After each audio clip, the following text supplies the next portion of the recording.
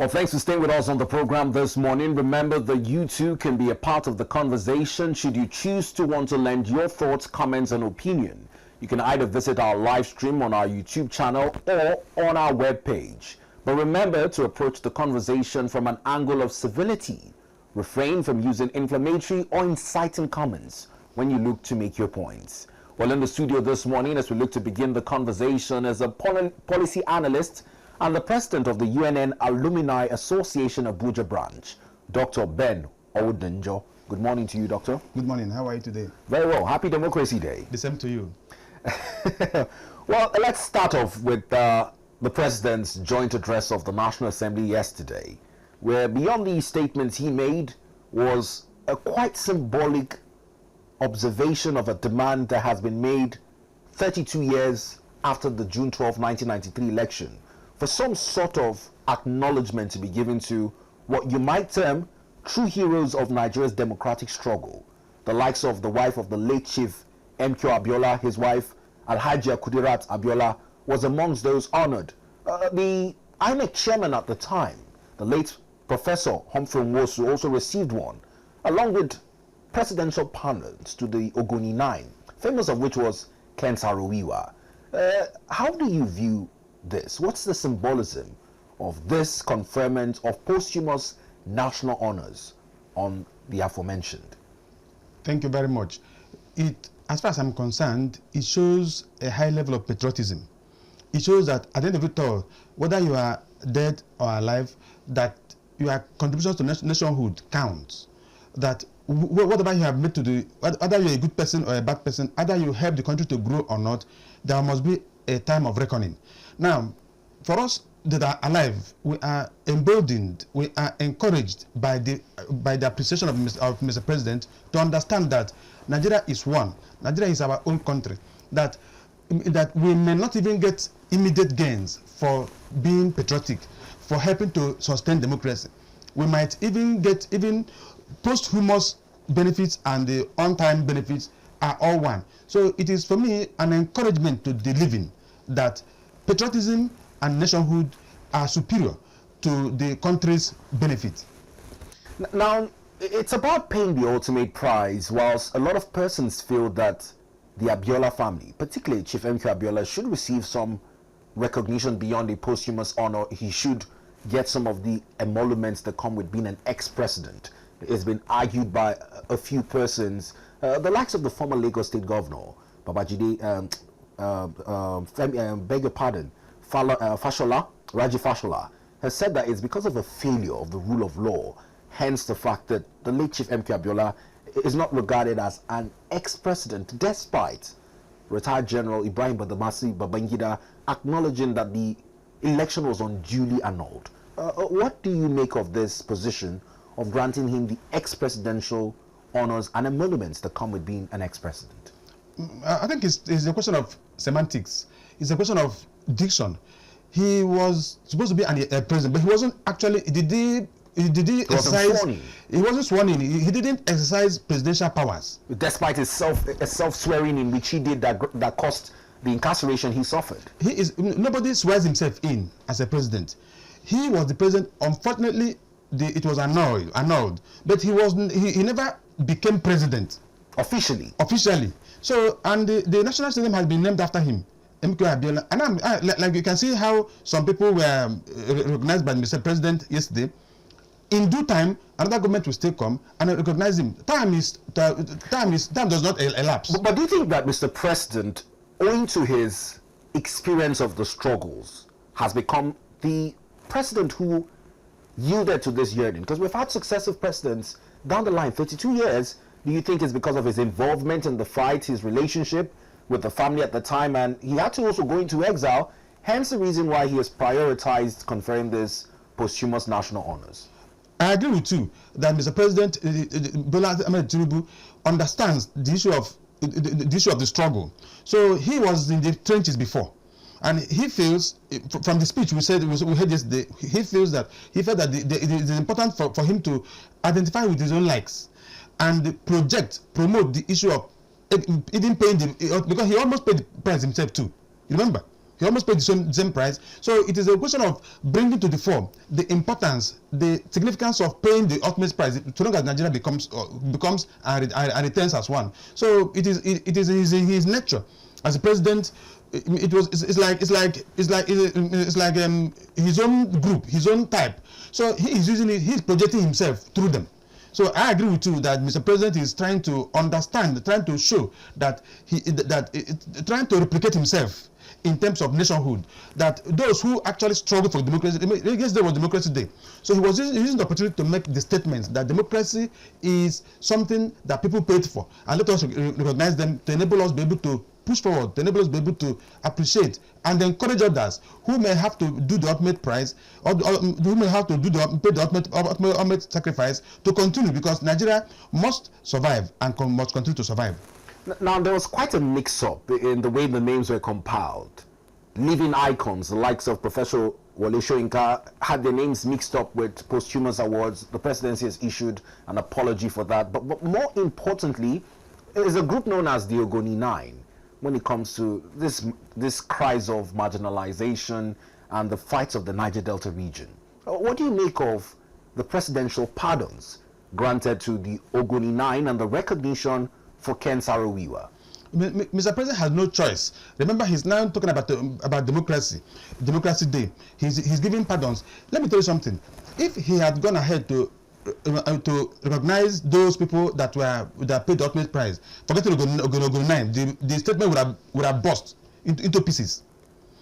If Mr. President had gone ahead to award these honors, posthumous honors, and even those who are still alive, and so the South would have revolted. People would have complained. So it was a balance. It's a political balance between the living and the dead. Now, if you cannot remember, many of them, not all of them, are from the Southwest. So most of the Ogoni are from the South. So the president must continuously balance the politics. So it's a political approach to ensure that you don't leave one side alone to enable the country. Otherwise, if he had ignored the Ogoni 9 in terms of appreciating them the way he did, the speech would have gone into smithereens. Now, it's coming at a time when there were also protests in pockets of areas across Nigeria. It's from the view of activism, because the late Ken Saro-Wiwa was an environmental activist, alongside 8 of his brothers from Ogoni land who were unduly executed under the military regime there for daring to speak up against government and the injustice they perceived was being done to them. At this time in Nigeria, there's still activism, but more of it's metamorphosed into the Take It Back movement, with protesters in Ondo, Lagos, Abuja and the likes who were demanding for an action against hunger. Many have accused the president of not allowing for free protest or street demonstrations, with law enforcement sometimes restricting protesters to certain enclosed venues. Do you see reasons why the president should be more liberal in his approach to allowing criticism be relieved via protests? No. Mr. President is afraid. Remember the history of his emergence as a president of Nigeria. It was too controversial. So I think I understand that he's fearful. If you allow a popular protest, if you allow the people to exercise their ultimate feelings, he's not sure what will happen. So if you remember the election, how it went, how the results were announced by 4 a.m. and remember the votes between PDP and APC. Look at them, APC and Labour. The margins. The margins were too narrow. So he's being self-centered by not allowing that, because if you do that, PDP and Labour can team up and defeat APC. So they want to discourage people wrongly discourage people from coming out to push forward. So it is out of fear. Do you think that's why the national parade, which usually holds at Eagle Squares, which was one of the protest grounds, was cancelled for this joint address at the National Assembly? It's part of it, Mr. President. The presidency they're not comfortable with it. It's like now he knows that he doesn't have a majority vote. That is comparatively, because the opposition, everybody wants to become president, PDP and Labour and other parties. So if he allows a popular outburst of participation, advocacy like that, he may not be. He's not sure what will happen. So if he encourages PDP and Labour and other people to team up, he is not sure. He'll be overwhelmed. So that is why they are trying to discourage, to the best of their ability, that kind of popular activism. Now let's move on to another angle of the statement. It's now the reaction that greeted part of the comments he made in his address, where he talked about the opposition and the allegations that the All Progressive Congress is looking to plunge Nigeria into a one-party system. He said that he would not be happy if that happens in the country, on record, but that he is happy as well that the opposition's houses are in disarray and they shouldn't expect him to come help them fix their internal crisis. What do you make of this? That statement is unpresidential. I was worried. I was wondering what they were talking about. Those who wrote those speeches should have been queried. It's not necessary. He shouldn't have found his way into a democracy address. It's unpresidential. It's like as if it's assistant director. You shouldn't say that. AD in a small ministry, not talk about a president. You don't need to go into for fight. Are you proud? Are you showing are you not president? Are you your boss? You are talking to your employers. That you are talking. No, it's totally unprecedented and uncalled for. That speech should have been expunged. I don't know who writes those speeches for him. The speech was a little bit proud, a little bit aloof, a little bit mocking, sarcastic, a little bit cynical. It's not necessary. Those people in the village should be sent for some training. You don't need to tell them that. Make a presidential speech, sustain it at the presidential level. Remember, there must be a country before you become president. So if you excite that type of feelings, you will lose at the end of it all. Now we've seen the likes of Mr. Peter Obi being the first to react in response to that. He says that under President Bola Ige Tinubu, we cannot really say that the ideals of democracy are being upheld. Do you think he has points in making that response? Yes, he has points. Democracy must end up making the lives of people better. It doesn't matter the language you speak. It doesn't matter the theories you say. It doesn't matter the speeches you make. At the end of it all, how does that impact on the lives of the people? If the people are suffering, if they are hungry, if the people are in pain and misery, and you are reading speeches. So there's a disconnect between, I said here one day, the challenge of Nigerian democracy, the challenge of Nigerian rule today is the elite conspiracy, where the elite were talking. Look at the whole speech read by Mr. President. They were talking to the elite. I didn't see a tangible concentration on the masses. So Mr. B's approach is to show that at the end of it all, it must boil down to the masses, to their bosses. So read speeches, recognize people, put verses in anywhere, write poem. At the end of it all, people cannot buy food. People are suffering. There's insecurity in the land, agriculture problem, name it. So it rings false, it rings hollow, it rings shallow. So now the essence of democracy is to liberate the governance, to liberate the economy, to open up and to empower a majority. And when these things are not happening, then you are just reading a speech. Now, there are some vital indicators of the ideals of democracy. And to start with, even in the coinage, democracy, government for the people, by the people, and of the people, it speaks to the elections as well. I don't know, but if you share the same opinion, like many Nigerians who continue to point back to 1993, saying that was indeed one of the fairest elections Nigeria ever conducted, do you think in these electoral reforms that we are looking for, prioritizing confidence in the electoral process should be part of it? Do we adjust and go back to from A4, direct voting? How do you see the electoral umpire yielding to this demand for an election that can be said to be more credible than that of 1993? If the umpire does not become or eventually or actually become independent, remember trust, remember perception is key in public policy, even in any analysis. So if people continue to believe, whether rightly or wrongly, that the umpire is biased, is not dependent, the whole thing goes to blazes. In the last election, people have various reasons to believe that the Independent Electoral Commission was not totally independent.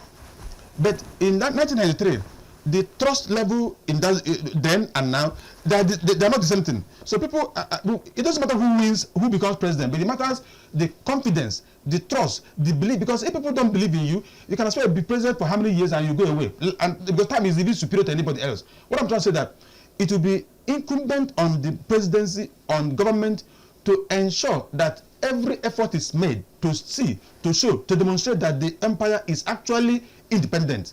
And that was not seen in the last election. It was not seen. So the comparison is not there. 1993 was clearer, maybe because of the advent of social media, advent of liberalized information system, whereby people saw it more clearly. In those days, there were no GSM, there were no internet facilities that could expose. So I don't know whether I can say it is due to the ICT now.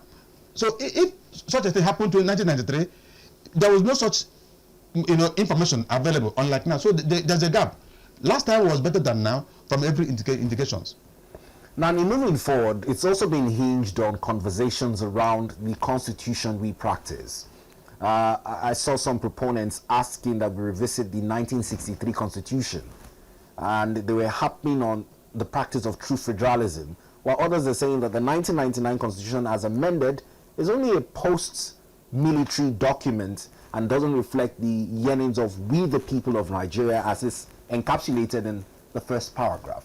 Where do you stand in this debates on how to go about our constitutional reform? Let me tell you something. The constitution, whether if you do 1993 or 1963, the problem is implementation. Even if you bring golden constitution, and people see it from the point of view of ethnicity, religion, self-centeredness, nepotism, and the favoritism, it will still fail. I feel that people who are contesting, who are protesting, who are propagating this, are thinking that it didn't favor them. Look at the myriad of policies in Nigeria. Find out that people are pursuing it from their own point of view alone.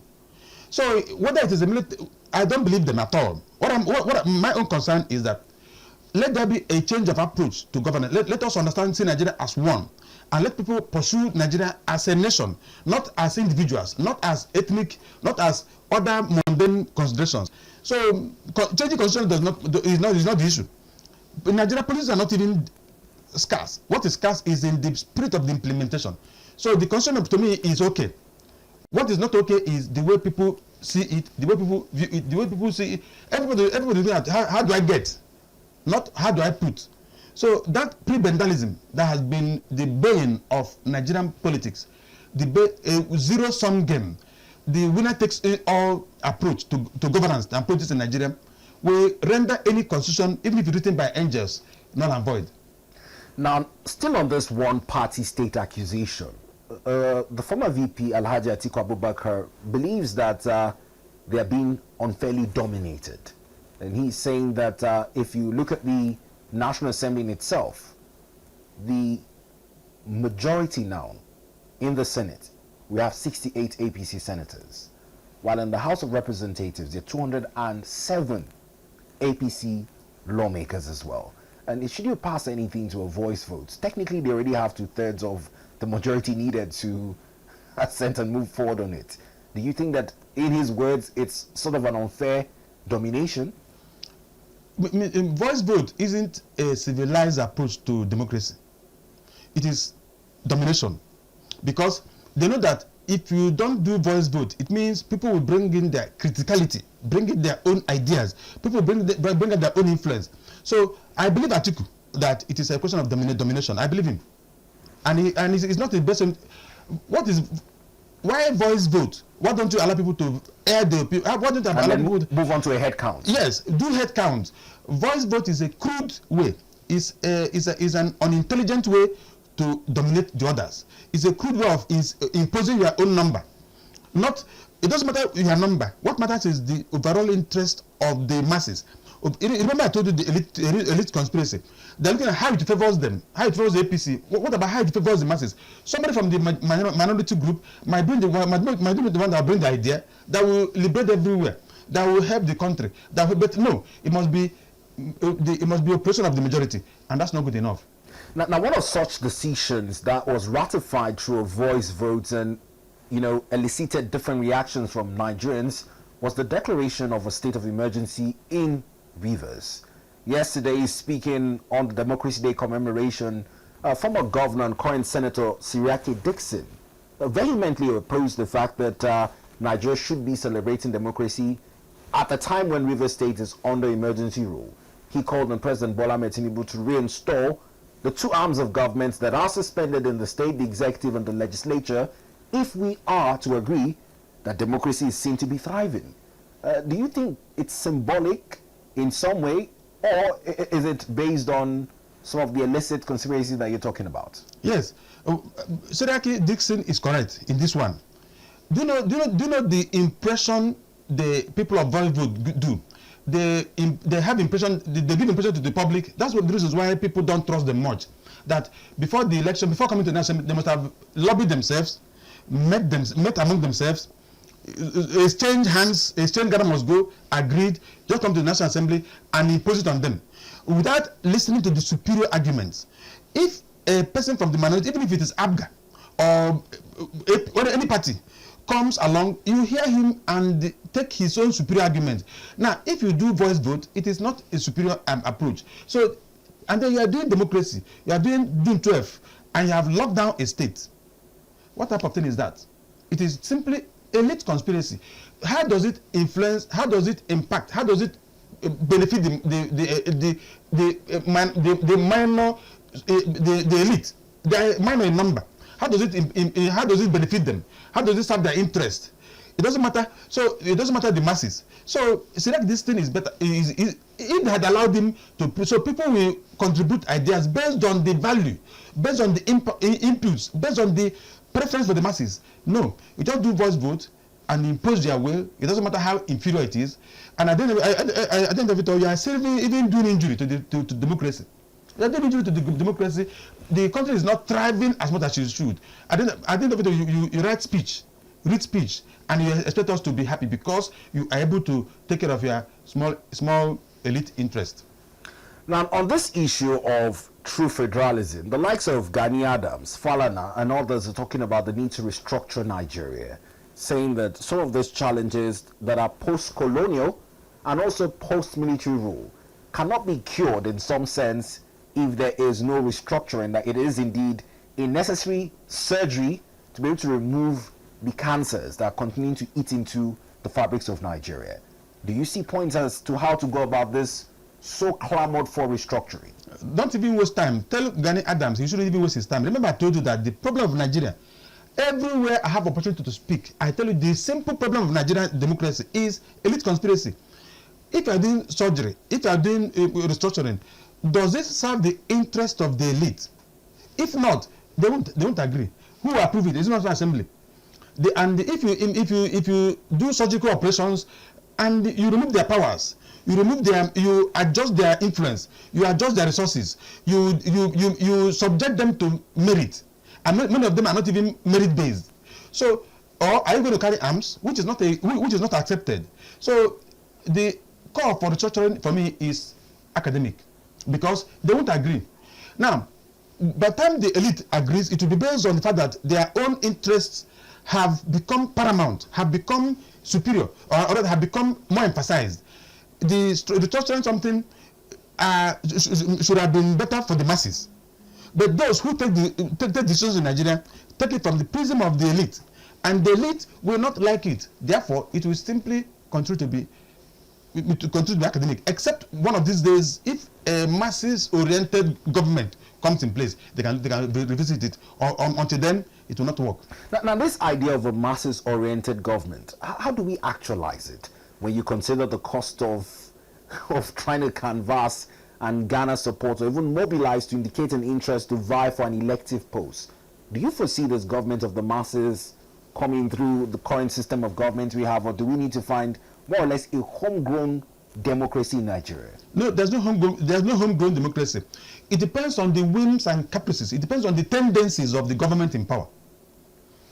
In this edifice here now, the temperament of the the MD will trickle down to the cleaner. If the MD is autocratic, if the MD is a thief, if the MD is an intelligent person, it will show.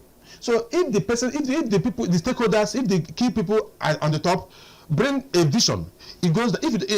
Except you don't want to work there, so you don't be in government. So at any time, the people in power in Nigeria are people who are masses oriented. It will change. Otherwise, for these people here now who practice elite conspiracy, it will not change. Now, I'd like to take a few examples. And talking about federating units having more or less a reflection on the quality of life of people. Among some of the Democracy Day celebrations we've been seeing, one of the ones that struck me was that of Governor Alex Oti. It almost felt as though it was like a campaign ground. We had market women, commuters, school students coming out while he came to flag off and commission some projects, particularly road infrastructure that was done through Abia State. You could almost feel the pulse from the images that were broadcast. But these people indeed were happy with the level of work done and were almost giving him gifts out of the little they had. People were bringing bottles of water and whatnot. Is it the picture you talk about when you say a government of the masses? Do you think that that's an example you can use in a federating unit, a state in Nigeria, to say that so far in the last 2 years since he's been in power, a large size of people, particularly in those areas who have benefited from this social amenities, can be reflected as a masses-oriented government? I know LSOT very well. When he was with us in ABGA, when I was governorship candidate of ABGA in 2018, he was also in ABGA. So I know him very well. He's a more masses-oriented person. And I told you, is a function of the tendency of the individual, where in Nigeria, the individual is even almost superior to the institution, which shouldn't be. So LSOT, by virtue of his personality, by virtue of his own person, not even government, his own person, he is a more mass-oriented person. He is a kindly disposed person. He's not a big man. He doesn't do big manism. He connects with the masses easily. You know, he was in Diamond Bank, and that time we used to go for campaign with us. When I was trying to vie for governor in Enugu State, all of us came to Oka campaign ground. You could see him mixing with everybody. So, but some people will not do that. So I'm saying that it's a reflection of his own personality that otherwise he could have gathered some elite people, shared money, made promises, read speeches, and walk away. But now he goes to where he is destined to be. If the government and the center turns to become mass-oriented, you find out that even the perception, even the suffering in Nigeria would have been, because most of the suffering is even perception. If people feel that government is against them, you see them complaining, revolting. To the extent that you do all your best, they won't even like it. So OT is a good example of mass-oriented government, because at the end of it all, you are there as a governor for their own interest, not for your own interest, not for the elite interest. Elite is not up to 5% in Nigeria, apart from to compare to 95% of the masses. So OT is, to me, a credible example of how government should be, because I know him very well. Now, talking about this in line with the party ideology, and much like you say, it's a credit to his personality.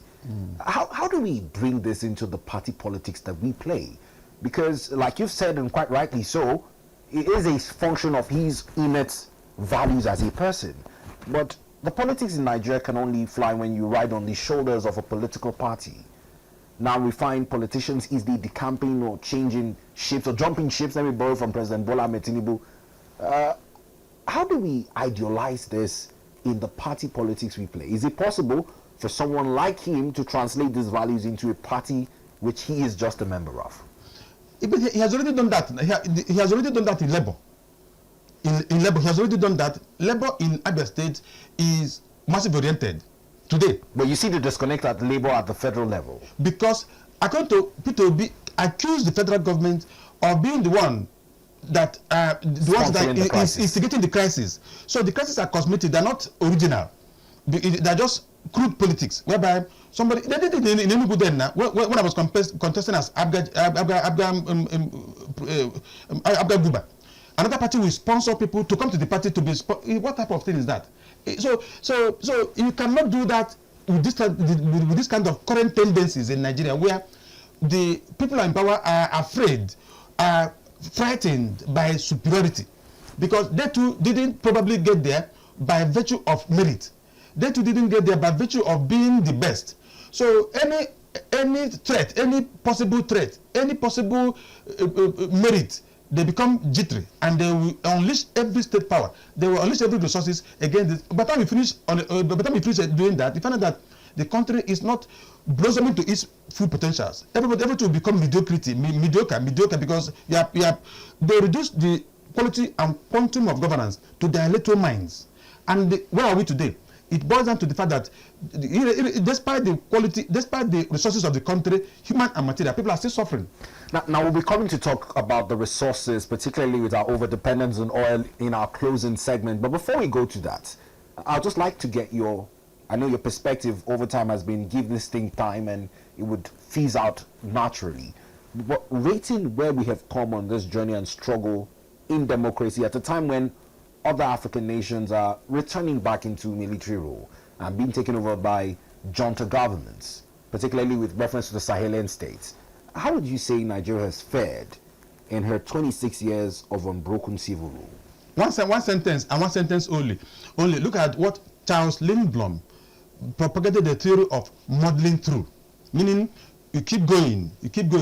We should have been going at a speed of so kilometers per hour, but we are crawling in the sense that there is no reason why we shouldn't be better than what we are today. Because of the fact that because of the type of tendencies we have in government, because of the type of people we have in government, that's why Nigerian system is usually leadership.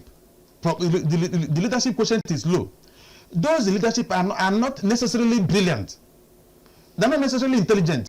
If you're intelligent, we will measure your intelligence based on your output, not based on what you have what you read. You read like this after reading it. That's all. So, for the democracy we have got since 1999 to date, we should have recorded much better progress if the leadership quotient is higher than it is, and if the people we have in power are playing to the whims of the masses. Because okay, look at Nigeria. Look at the literacy index, infant mortality, poverty index, insecurity, lack of food. All those basic indices of development are ringing low in Nigeria. Then you are talking about democracy. So the disconnection between Nigeria and the Nigerians, that is between the state and the masses, is wide, because they are not seeing a direct relationship between democracy and their quality of lives. So if you keep disconnecting from the masses by doing party politics to the extent that the parties are elite-based, the parties pursue policies that take care of the elite against the masses, and then you read speeches, they will not believe you, and then they will only be waiting for time to come. Or what else can you do? Those countries outside Nigeria who are doing coup, Nigeria cannot do coup today. Remember, Nigeria is a serious player in the international community. Small countries can do coup, but Nigeria is too big for that. Remember, we have international interest in Nigeria. There are many factors that can make Nigeria to be impossible to do coup again. So coup is out of it. But what I'm saying that we won't even want democratic coup, where people don't trust you, people feel oppressed. Even in democracy, people feel that you are shortchanging them. People's lives are getting worse. But I'm telling you, I'm hungry. You're telling me that I'm not hungry. Okay, you are hungry now, but I'm not telling you. I read a speech to say this man he ate amala, he ate from Sheraton today. He ate this, but they're hungry. So then, how do you believe it? So that's the state of Nigeria, where people are hungry, but government is telling them that they're not hungry, that they're even enjoying. Then what kind of thing is that? Well, it's quite the interesting analogy used there. I was looking at part of the achievements as rolled out by President Bola Ige Tinubu following his 2 years in office anniversary. He notably highlighted that minimum wage improved 30,000 to 70,000. He talked about increasing the net reserve from $4 billion to $223 billion. He also talked about the fact that the amount of trapped airline funds in Nigeria at the time he took office was 1.3 billion, and he has repatriated all of that. There's no trapped airline funds still in Nigeria. And he also talked about the average power generation capacity that he's, for the first time, ensured Nigeria achieved 6,000 megawatts of electricity.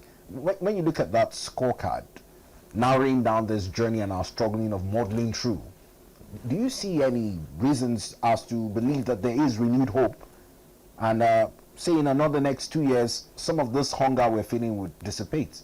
No, the hunger will worsen in the next 2 years. Now, somewhere else, maybe Channels Television, I said it that government people are actors and actresses. Mr. President was acting. You know what? When people drama, in Hollywood, they will play. They apply figures of speech. They use languages. They are doing drama, literature.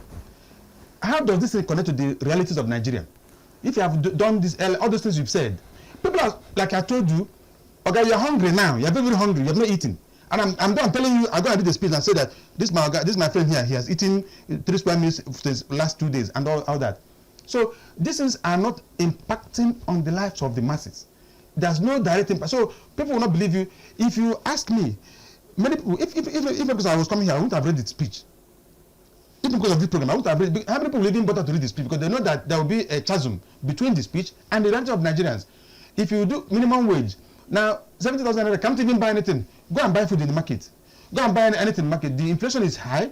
You can't even buy much with. You can't even buy anything with money. The money is not even there. People are suffering, and you're not even addressing that. You are just giving us poems. I think those who wrote these speeches are good poets, and there's a disconnection between what they're saying and the reality of Nigerians. People are suffering. Let me say it 100 times, and they are telling us that they're not suffering. So who do we believe now? Now let's narrow it down to an indicator now to talk about issues of the economy as we wrap up. The NNPCL released this performance report, and to take away from that, just to simplify it and leave the economic jargons out of it, is that the oil revenue shortfall has hit $5.7 billion. Only 4.7 trillion naira was remitted as of the last month by the NNPCL. You know, there have been clouded days of the NNPCL. Then under the GCO Mele Kyari, we have a new GCO, Engineer Bayo Julari.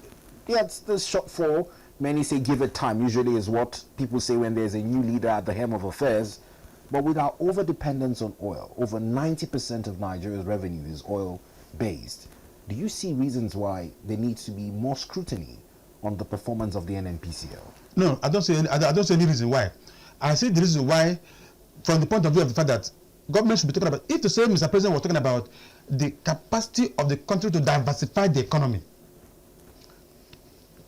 is illiterate for all of us, the whole 220 million people concentrating on fuel. I'm trying to understand it.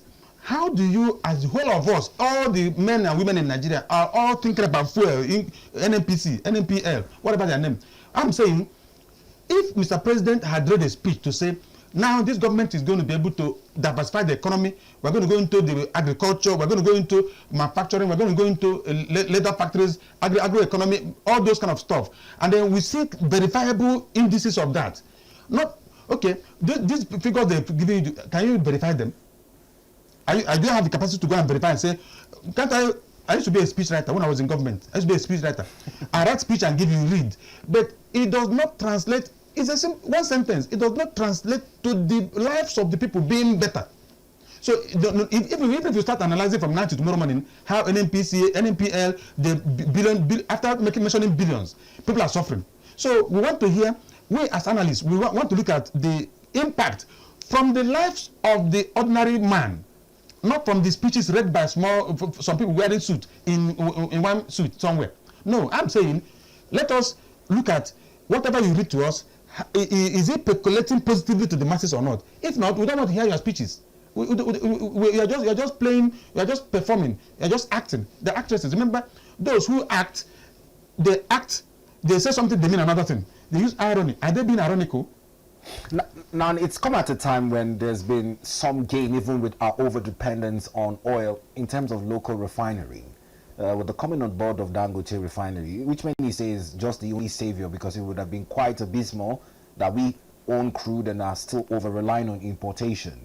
They say they've been able to reduce dependence on importation by 61%. In terms of having what I call it ingenuine solutions, local solutions to even the challenges with our over-reliance on oil, how do you rate the coming on board of Dangote refinery? A simple thing. Let's speak that in another way. Remember when GSM was here? When GSM came, some of us bought the line earlier. One without mentioning names, one company was even SIM card 50-something thousand. When it was liberalized, where are we today? It's better. You can even get SIM card for the 200 naira or even free. So I'm saying, remember they talked about modular refineries. We have the crude oil. What is the possibility of doing modular refineries and pursuing it? Let Dangote have its own. Let others, because the suffering of Nigeria is mainly based on this issue of fuel. And imagine if we have modular refineries, you can import, you can export, yes, but you can also do modular. You have refineries, you get more jobs for people, you empower people. All this foreign exchange we're having across would have been less. So I'm saying that the essence of diversifying the economy must be from the two perspectives: the refineries, make them modular, and also looking at other sectors. Otherwise, you keep reading these speeches, people don't believe you, at the point they will even stop listening to you.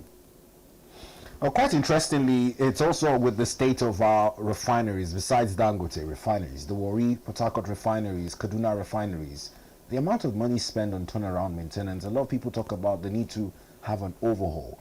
Some are calling for privatization. The likes of Dangote himself said that he had bidded for one of those refineries and a previous government denied him.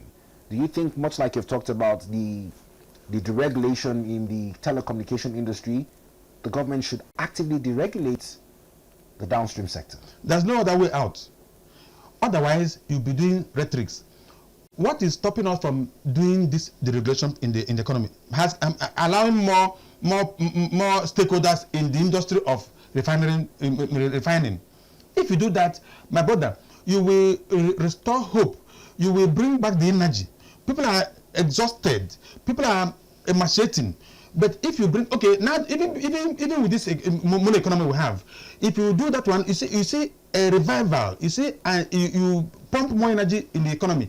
People will, it will boost the capacity. So if you don't deregulate, you will only be giving us press conferences, press releases. You'll only be telling us that we have done that. I don't want to hear this is what they're saying. We are saying, my concern is that because your job as a government official is to better the lives of Nigerians. Now, if whatever you say fails to better their lives, I don't want to concentrate on analyzing what you are saying, because what you are saying is neither here nor there. I'm telling you the truth. What we want to see is that, take a census Nigeria today, you see that people are more in poverty than before. But you are telling us how you can draw map, you can draw chart, by chart, histogram. You're showing how one is going here, one is going there. When you finish, how does that impact on the masses? Or are you gaming them? It is a game. It's acting. So we want to see that whatever you tell me that we have done this and it has helped the masses to improve like this. So if you give me this analogy, if you give me these premises without linking it to how it affects the masses, I will find it difficult to even talk about it, because it is game. I said this several times, that most of the people in government think that government is for them. They have captured the power, they've captured bureaucracy, and they do it from their own perspective. After all, as far as they're concerned, governance is about what I get and what I put. So they're not kindly disposed to insist, to understand that the essence of being there is even for these people. So I'm running away from analyzing the things that don't connect to the betterment of the masses. Otherwise, then you are just talking to the people. People even stop listening to you, because they listen to you if they feel that what you are saying improves them.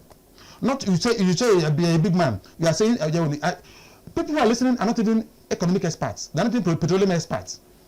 They want it must be able to translate to them a reduced cost in terms of how much they buy at the pump. Yes, it must. Okay, the cost of fuel has made every other thing to skyrocket. The man doesn't have money to eat. He doesn't even know where you get it. Give him salary, he can't even, not even enough job. And you're reading analysis of fuel. All this percentage you are saying, it becomes a frustrating something. So give me analysis. If I come next time, give me analysis that links to whatever government says to what the masses are feeling. And quality of life. Otherwise, it's frustrating. If government continues as they are doing to pursue elite conspiracy, then you become more and more unpopular. That is why anybody in government will now begin to muzzle the masses and then instigate crises in other parties. These are crude approaches. These are animal tendencies where you use backhand approach to win election. No, but liberalize the environment. Remember that whether you're president or not, to be a governor, what does it even entail? You can only wear big clothes, fly everywhere, come back. I don't think it does not improve your persona. And you can say give this person 1 billion, 2 billion, 3 billion. I don't think you find out that it is vanity upon vanity. So, but you have lost the opportunity to improve people's lives. It is remember, as a governor, as a president, as a minister, you are a minister in the temple of the Almighty. You were given grace by the Almighty to represent Him on earth, and then you are abusing it. And then when you are abusing it, it is a function. It is in tandem with the concept of hubris. Now, hubris is the worst sin you can ever commit.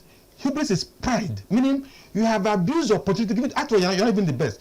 When you abuse that opportunity, you pay for it, either now or later. So the concept of humility is what we are lacking in government. People think that I'm now this. You begin to marshal out things against your employers. No.